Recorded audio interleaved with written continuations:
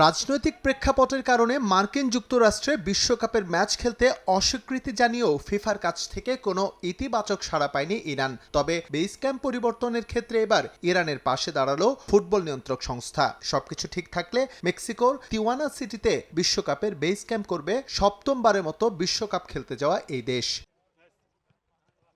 এর আগে মার্কিন যুক্তরাষ্ট্রের অ্যারিজোনাতে বেস ক্যাম্প করার কথা ছিল ইরানের, তবে নানা কারণেই সেখানে অনুশীলন ক্যাম্প করতে আপত্তি জানায় দেশটির ফুটবল ফেডারেশন। এজন্য ফিফার দ্বারস্থ হয় তারা। শেষ পর্যন্ত বেস ক্যাম্প পরিবর্তনের যৌক্তিকতা যাচাই করে এই সিদ্ধান্ত দিয়েছে জিয়ান্নি ইনফান্তিনোর কমিটি।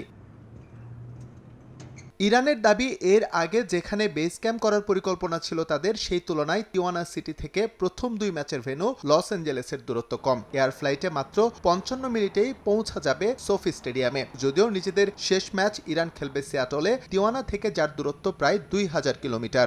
ফোটানোর ঝামেলা ছাড়াই নিরাপদ পানির জন্য ঘরে আনুন পিওরিট। কল করুন 16627।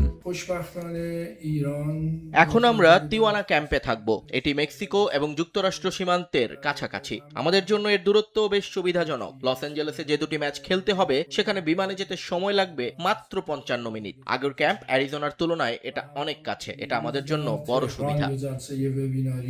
মূলত মার্কিন যুক্তরাষ্ট্রে প্রবেশের ক্ষেত্রে যে ভিসা জটিলতা, সেটা এড়াতেই বেস ক্যাম্প হিসেবে মেক্সিকোর তিওয়ানা সিটিকে বেছে নেয় ইরান। দেশটির ফুটবল সংশ্লিষ্ট এক কর্মকর্তার দাবি, বিশ্বকাপের 1 মাস কম সময় হাতে থাকলেও এখনও ইরানের কোনো ফুটবলার এবং কর্মকর্তাদের ভিসা দেয়নি ইউএস প্রশাসন। বিশ্বকাপের সব দলের ক্যাম্প কোথায় হবে সে সিদ্ধান্ত ফিফা নেয়। মার্কিন যুক্তরাষ্ট্রের ভিসা সংক্রান্ত পরিস্থিতি আমাদের জন্য সমস্যা, তাই যুক্তরাষ্ট্র থেকে মেক্সিকোতে ক্যাম্প সরানোর আবেদন করি আমরা এবং ফিফা তাতে অনুমোদন দেয়। এই ক্যাম্পে অনুশীলনের জন্য সব ধরনের সুবিধা রয়েছে এবং এটি আধুনিক একটা স্পোর্টস কমপ্লেক্স।